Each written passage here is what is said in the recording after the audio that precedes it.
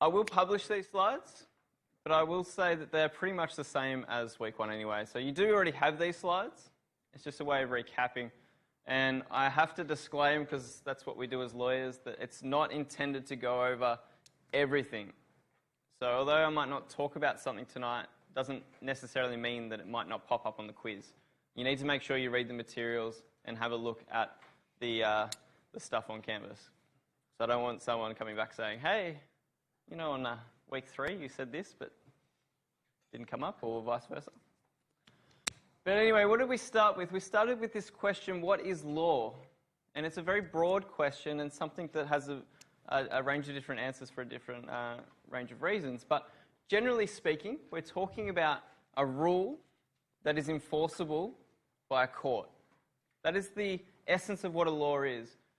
So it's something that's enforceable. And for us, we have 2 main sources of law. The first one being?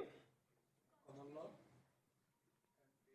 Case law. Excellent. So we've got judge-made law. I heard constitution, but what is the constitution? It's not quite common law. Statutory. Excellent. So we're looking at 2 things, legislative and judge-made law. There's also a third that I probably didn't cover in enough detail, but what happens when legislation delegates the power to a minister, for example, to create laws? We see things called regulations, and you may be familiar with them, but regulations aren't generally passed by Parliament. What Parliament will do in an act is give delegated power to the minister to pass what we call delegated legislation. So regulations have the same impact in that they're legally binding, but they don't have to go through the whole Parliament process. So you've got legislative law, case law. And for us, the law can be classified in a number of different ways. So we've got, of course, common law and statutory law. Common law being the judge-made law. We've also got criminal versus excellent. So we've got a few different legal systems in terms of the laws that come under that. We've also got common law legal systems and civil law legal systems. Excellent. So it's really important that you understand the differences between the terms and what the characteristics are there. You may have a question that asks for what is a main characteristic of the civil law legal system in comparison to the common law legal system. So we can talk about that as we go through. There's heaps of different areas of law. When we talk about specific areas, we might think about things such as tax law, environmental law, human relations, those type of things. That's what we mean by specific areas. And of course, when we're looking at a civil or a company law aspect, those specific laws will be in that civil space. But if we're looking at criminal laws, we might be looking also at tax law as well. But things like the Criminal Act, murder, speeding, those type of things.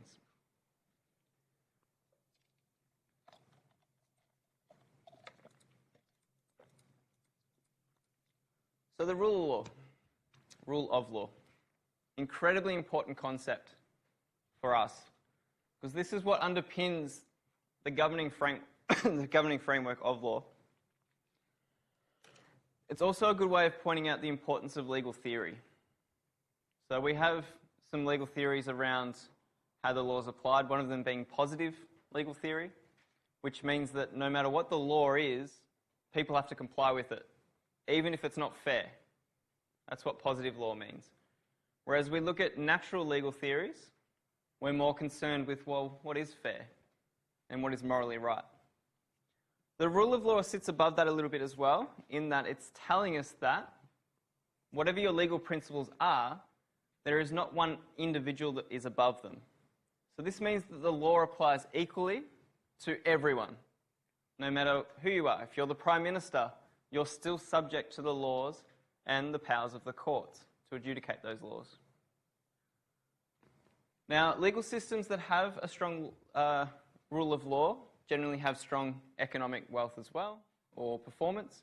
You'll see a lot of countries with poor rule of law, or if we look at the index, where they've got lots of corruption, for example, or dictatorships, the economic performance is actually usually down. And the reason why this, and this is probably a speculation from my perspective, but because rule of law brings certainty, and when there's no certainty, why would we do business? Because we're not really sure how that deal will end up for us. And we'll look at that in contract law this evening in terms of making things enforceable and entering deals because we know we're going to get something back as we've promised. So, most important aspect is the law applies equally to all, whether you're the king, the queen, the prime minister. And the courts will uphold those legal rights in a way that is fair.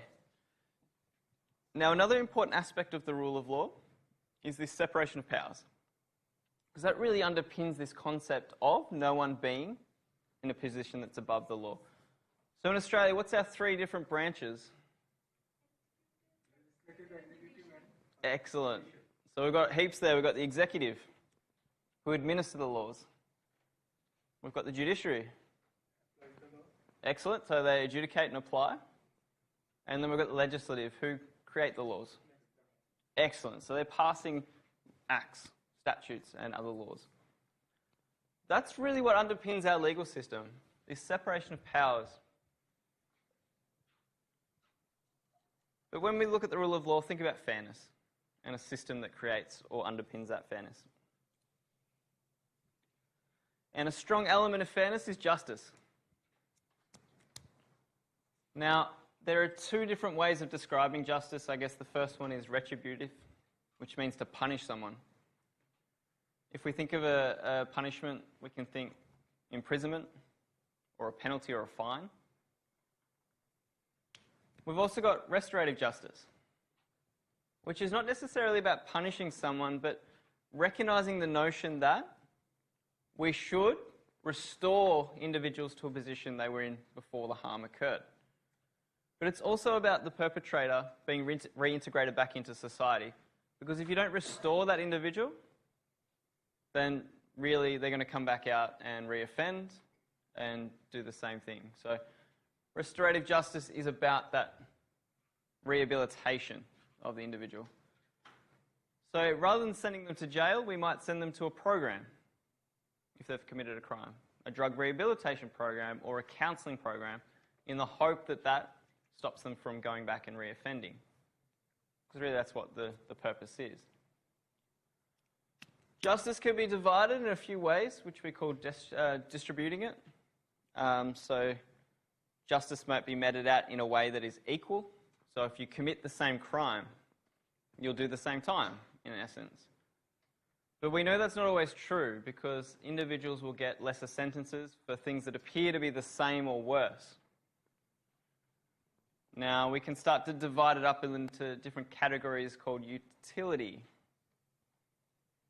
in terms of, well, what maximises justice for the system. And we can come back to thinking about, well, restoration itself. Someone who is less likely to offend again is less likely to be punished in the same way as someone who is going to reoffend. So you can see how justice in those aspects is divided in a different way. Also note, justice can mean procedural justice, such as a fair trial, being brought to trial in a timely fashion, so that you're not waiting to be tried for 3-4 years like some other jurisdictions. And also making sure that the rules around evidence protect you from arbitrary justice. So you don't want a situation where the police have planted something on you and you've gone to trial, and if there was no rules of evidence, it gets omitted and you get a sentence. These rules are to protect individuals from that arbitrary power. So from that aspect, I think it's really important that you know the legal theories and also the different types of justice, and particularly the rule of law. So two different types. Remember, we were saying there's criminal law and civil law. Criminal law or wrongs against society are brought by the Crown or the prosecution. For Victoria, it will be the state bringing those actions. Now, civil law cases are more about wrongs between individuals, and we saw last week in negligence how someone's wrongful act could cause another person to suffer from a harm. That person that suffered from a harm will bring a case in civil law to try and get some compensation. But the state doesn't really interfere in that system other than by setting up a structure for those individuals to have that resolution. Now, the main thing I want us to look at is that the burden of proof is different between a criminal law case and a civil law case. The burden is so much higher in criminal law because we're looking at people's justice and people's liberty. So you've got to prove beyond reasonable doubt that they did something, such as murder. Whereas in negligence, we just need to prove on the balance of probabilities that the duty of care was owed and that duty of care was breached.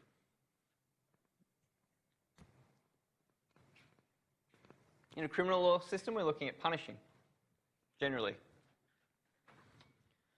In a civil law system, we're looking at compensation, so some money.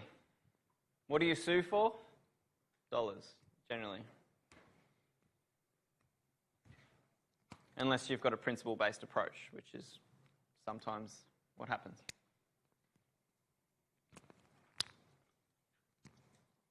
You may get a question that asks about the difference between criminal law and civil law, and you should understand the characteristics of each, and what the burdens are, who's bringing the cases. So separation of powers, as I was noting before, incredibly important concept in our legal system and the way that we operate. We've already touched on the three different parts.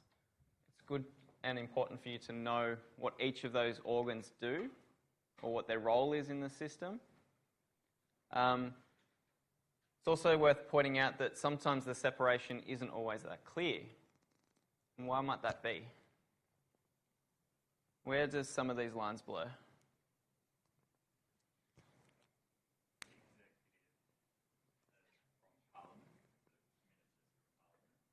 Excellent. So there's a bit of crossover between the exec and the parliament. So the people that we elect into parliament are also, if they're ministers and the like, administering the laws as executive.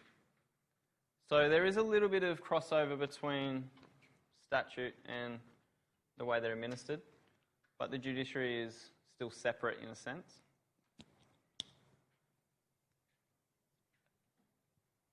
But for the most part, just think about being separate. What binds them? So judges are bound by the law as well. So they have to follow statute. In terms of if there's an act, they have to follow the words of that act. The executive appoints them. These guys. Yeah. So there is some influence in terms of, well, I'll put judges that I think are going to agree with me in the seat.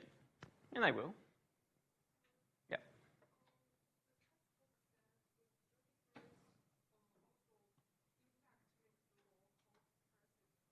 Excellent.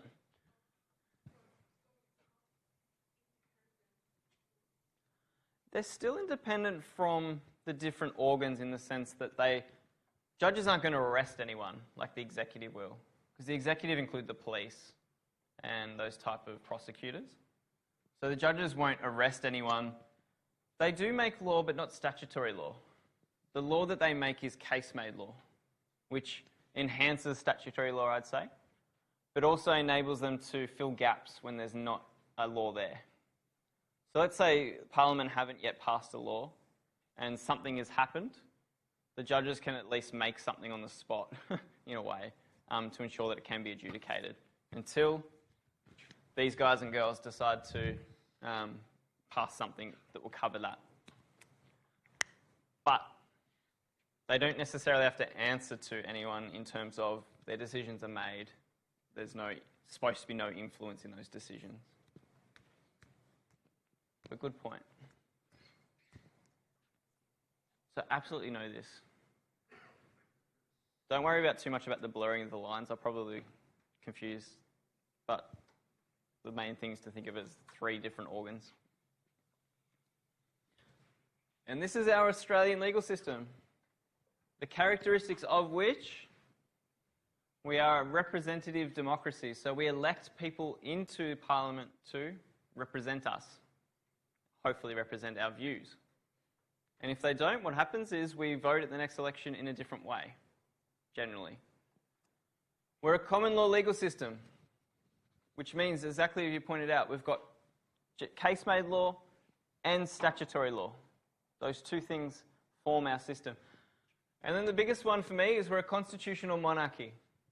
We have this constitution that underpins our framework, gives the Commonwealth Federation powers to pass laws in the areas that it allows it to. We're still a monarchy because we've got the Queen at the top, head of the state. Now, who represents the Queen, though, because she's not here all the time? Governor General. Excellent. So the representative for the Queen is the Governor-General. Now, one thing to not get confused with is the Prime Minister is not the head of the state.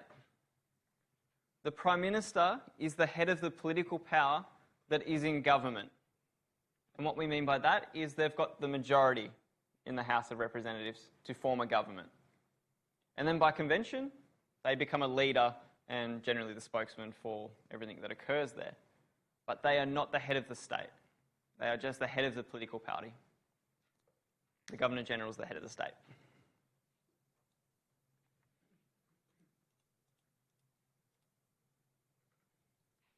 Constitution. Good idea to brush up on the different powers that are given under the Constitution. So we've got, what, 3 powers? That's the separation of powers.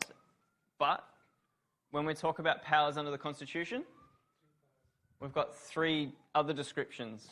They do still support the separation of powers. The first one we can talk about is exclusive powers. And what this means is that the Constitution has given the Commonwealth Government the exclusive power to pass legislation there. That means that no other state parliament can pass laws in an area that has been exclusively given to the Commonwealth. What might be an example of that? Taxes? Coinage. Which one? Coinage. Coinage, sorry? Coinage. Yep, excellent. Customs, excellent. Defence. Postal, yep. So these type of things that we're starting to see as uniform across the Federation. Just be careful with tax. It's not something that's exclusive per se. It's something that the states actually referred off and then were never able to get back because the Commonwealth raised the taxes so high that if the states were to do it also, there'd be an outrage. So interesting political power balance after that World War that created such an awkward situation. But exclusive powers solely to the Commonwealth. Concurrent powers mean that both the state and the Commonwealth can pass laws in that area. Keeping in mind, though, if the Commonwealth passes a law that is inconsistent or the state passes a law that's inconsistent with the Commonwealth's law, who prevails? Parliament. Excellent. So Commonwealth prevails because of Section 109. Absolutely know that section.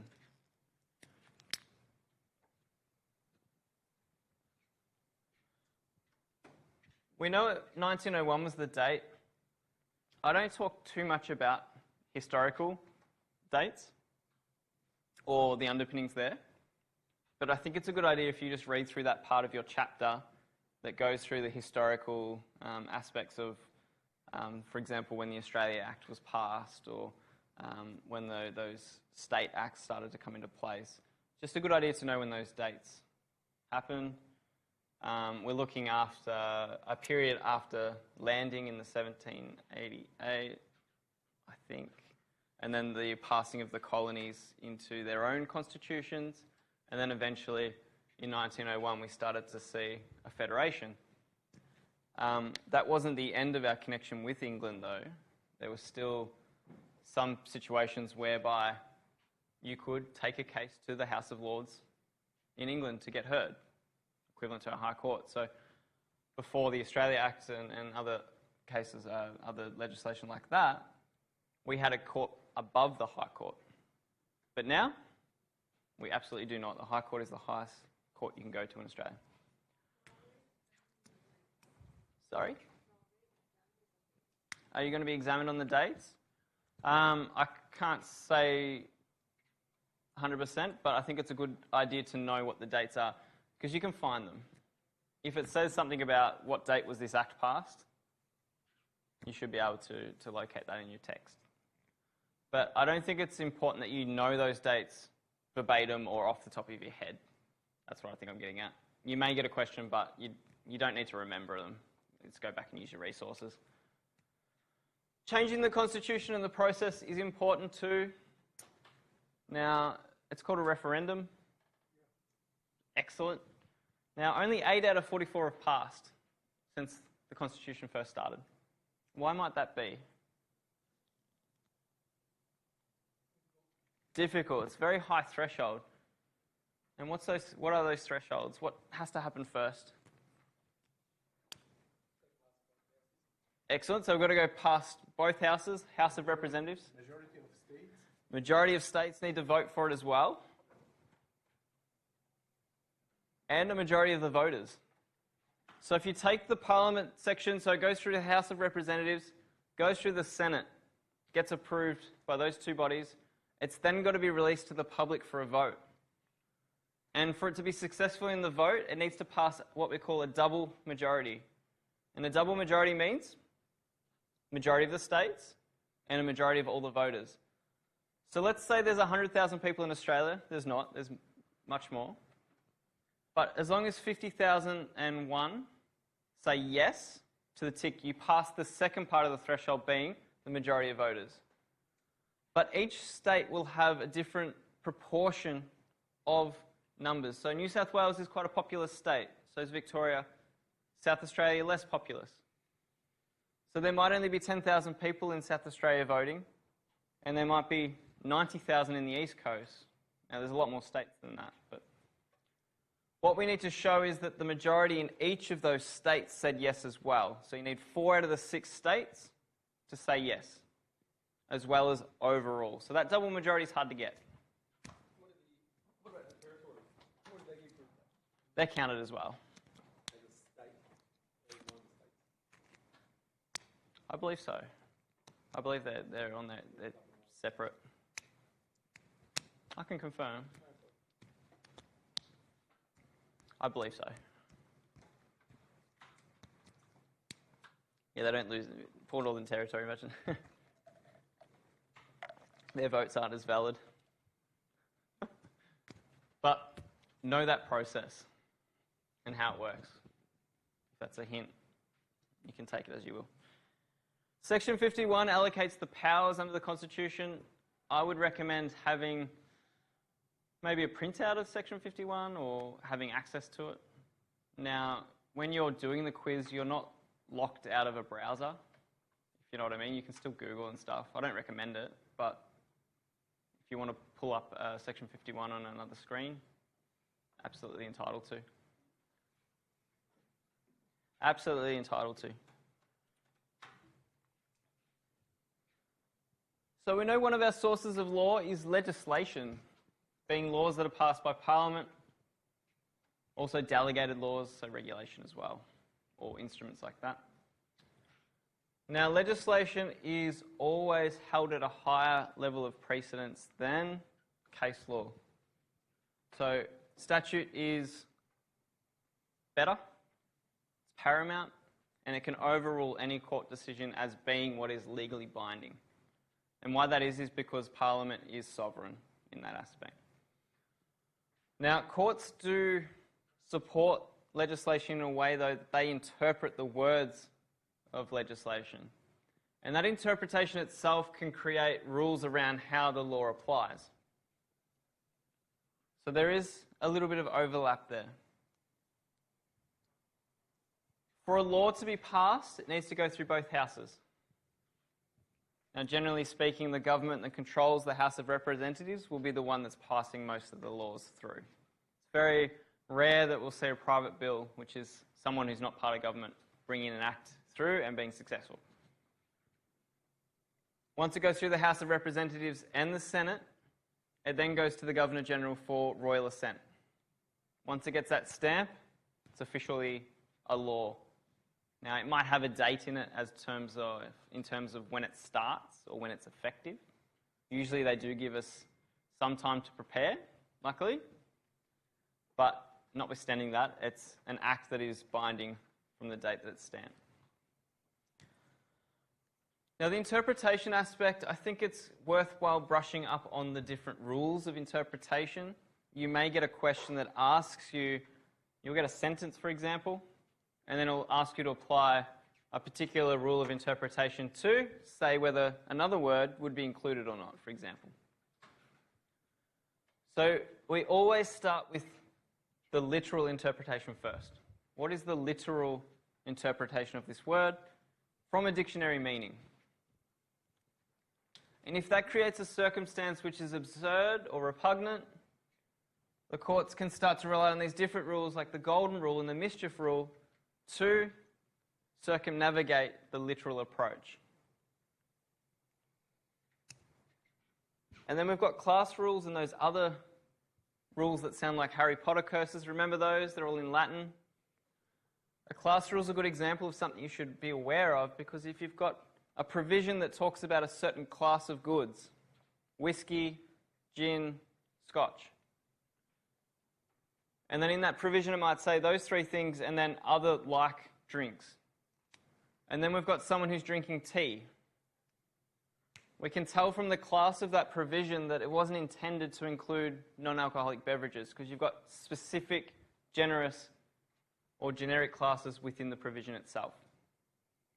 Likewise, if you get a clause that talks about vegetables, you can tell from that class that it's not talking about meats or even to a degree fruits.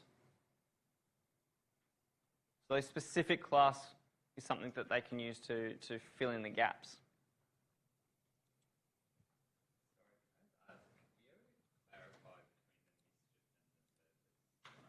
Excellent question, because they're so similar. They are so similar. The mischief rule is allowing the courts to go back to what the common law was before the legislation existed and determine what the Act was trying to fix. Why did they release this statute, and what was the mischief that they were trying to rectify there?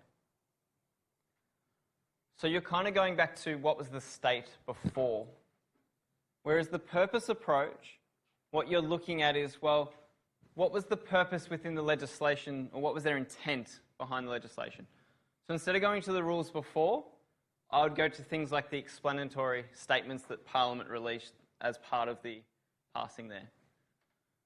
So this is looking at, well, what were the ministers thinking? What was the purpose? Well, this is looking at what was the law before. But you can see how they're so similar in that they probably come to the same outcome, generally speaking.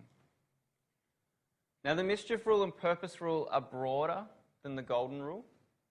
The golden rule, you're only looking at the document in its context as a whole. You're not really coming outside of it. Whereas where we look at the mischief and the purpose rules, you're starting to look at these extrinsic materials. It's probably more detail than you need, but good point in terms of the differences between those two. They, in paper, look the same. So I recommend knowing those, brushing up, knowing where they are in your textbook. You will get questions on them, I can tell you that. This slide's a little bit early for some reason. I'll go back. The other source of law is judge-made law, common law. A person making a decision on a dispute, and then that decision creates what we call a reasoning or a ratio decidendi that is then a law. So long as there's no legislative law, it becomes law itself. Now, the slide before gives us the case names. And I think it's incredibly important for you to know what each section of a case name means. In terms of, we've got the parties' names first. Grant and Australian Knitting Mills. Who's bringing the action to court in those circumstances? Excellent. So the first person named is the person bringing the case. So Australian Knitting Mills is the respondent here. Now those parties can change hands depending on whether there's an appeal. So one of these might be unsuccessful in the first case. They might then appeal. Because they're the one bringing the case the second time, their name will then be first. And then this coding section, we need to understand what that means. So the brackets is the year the case was decided in. And then this numbering system is telling us, well, whereabouts in the law reports can we find it? The acronym CLR stands for the Commonwealth Law Reports. But there is a bunch of different ones that exist, such as the VLR, the Victorian Law Reports. You may get a question that asks, what year was this case heard or decided? Or what year was this, or what law report was this in? And then you'll have a list of all 5 things and you have to pick the best one. I think it's important that you know what that coding means. 54 means it's in volume 54 of the Commonwealth Law Reports, and this last number just tells us that you'll find this case on page 49, and then it'll probably go for 10 pages. We don't need these so much these days because everything's electronic, but think about in 1935, all this would have been published in a binding, and the only way to really find it was to be able to find it in a library in the day. So just know how that works. Now the common law system is built on this concept of precedent. The only way that the common law system works is by ensuring that decisions made by a higher court are binding on inferior courts in the same hierarchy. Now, this enables the court system to be quite flexible in terms of community standards as we go through, and it also can be precedent based on interpretation as well. Now, the key to precedent is the concept of ratio decidendi. And what that means is the reason for the decision or the principle. Generally speaking, this will just be 1 or 2 lines out of a case.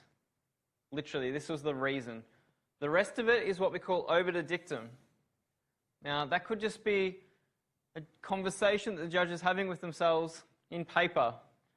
They could look like they're deciding on something and then turn away and then come back to a ratio. But the obiter is just discussion. And obiter is not binding, but it can be persuasive. In fact, most of a judgment will be obiter that is not really relevant in terms of you creating a law principle.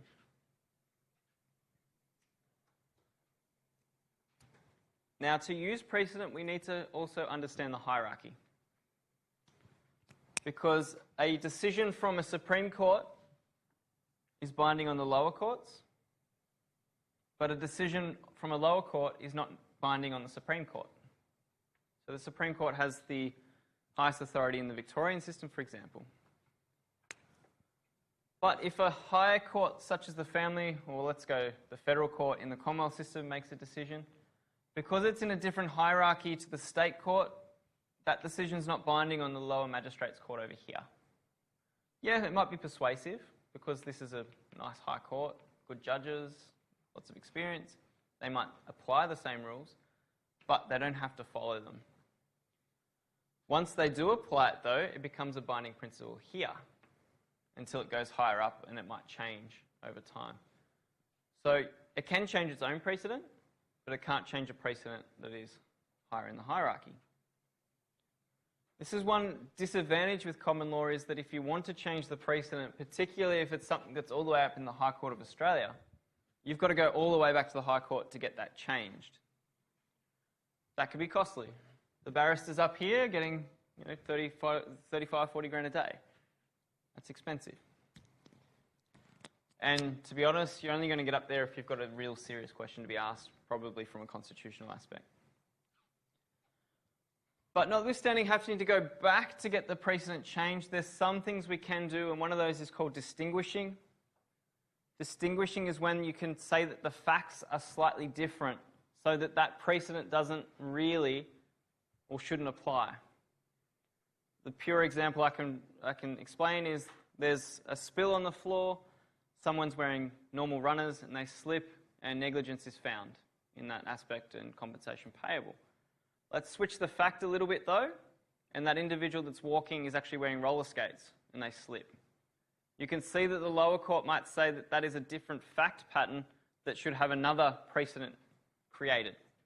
So then they don't apply this one, they distinguish their own.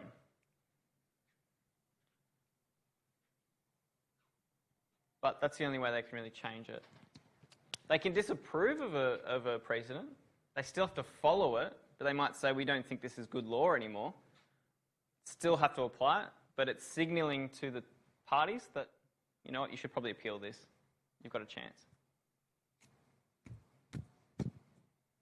It's a good idea to know when a decision from a particular court in a particular jurisdiction is binding or persuasive on another court. You will get questions that ask you, hey, this court made a decision. Is it binding or persuasive on that other court? It may or may not be, but you need to know what the hierarchies and the jurisdictions mean. Cool. Equity. Equity is another type of law, so common law, criminal law, and then historically equity was by itself. Equity is an incredibly difficult concept and something in law school that we would cover over 2 whole semesters. So this is something you cover in one slide, so you don't have to go all the way into equity. But what equity is it's a way that the courts, it's something that the courts in England developed to overcome the harshness of precedent itself. So if we think historically, back to when the king started to delegate out to different parties to hear cases around the countryside in England, they were developing precedent, but what was happening was that the precedents that were becoming applied were sometimes not creating just or fair outcomes. So the parties would then petition to the king and say, we're not getting anything that really matches our needs. So the king would make a decision based on conscience or equity. And then eventually he got sick of hearing this, so he developed another body to start making decisions on equity. So we've got a common law system and an equity system being developed at the same time. And this occurred all the way up to about 1873, when we had legislation that combined the two. But in essence, equity will not apply unless the common law cannot rectify the situation. Under common law, all that you can get access to is compensation, damages.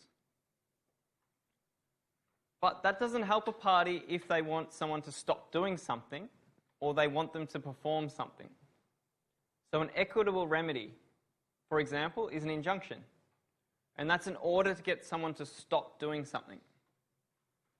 Let's say, for example, you've got someone who is drilling, I don't know why, but they're drilling a mine under your property. And that's then creating a circumstance where your house is vibrating or it's going to fall through. Yes, compensation might be good, but at the same time, what you're really looking for is an order to stop them from drilling under your house. You have to go to equity to get that. Similarly, you might have a neighbour that plays music really loud at 3 a.m. in the morning. You may not be able to seek much compensation for that. Maybe you've got loss of sleep, loss of enjoyment, but you're really looking for an injunction. On the other side is specific performance. Now, we'll talk about this in contract law in more detail, but let's have a circumstance where you've entered a contract with someone for a rare painting, a one of a kind. They then, after entering the contract with you, decide they're going to renege and not give it to you. Now, you may go to seek compensation, but if this is a one-of-a-kind painting, how much is it worth?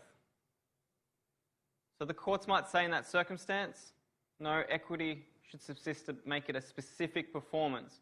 So the contract was entered into, you will then have to perform that contract. Rather than getting money for it, they just have to give you the painting for what you were going to pay. So equity will only step in when common law isn't working. But the judges now can hear them at the same time. Equity law, sorry, it's not part of criminal law, so like I think that particular example, If they don't perform, then you're in breach of a court order. Criminal charges, contempt, all that. Yeah, so the courts are then involved in it, and if it doesn't happen, you'll be in trouble. And if a lawyer was to not follow a court order, you'd almost get struck off. So it gets pretty serious up there.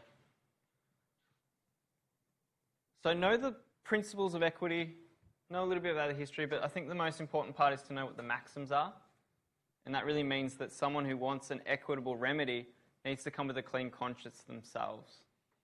They need to bring it in a timely fashion. And I'm hearing things, it's all good. But good idea just to brush up on equity.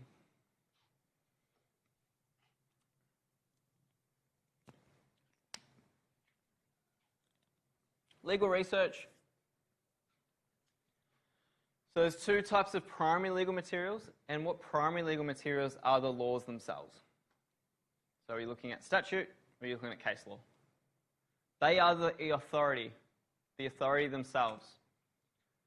You do have secondary legal materials such as your textbook, but they are not the actual authority.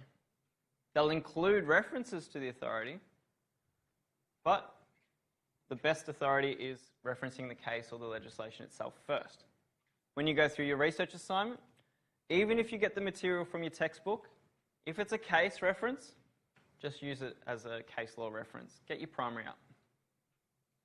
What I mean by that is if the textbook talks about Donoghue and Stevenson, just reference Donoghue and Stevenson in your research assignment. Just know the difference between primary and secondary. Secondary is not the law, it's an academic or an author writing about the law.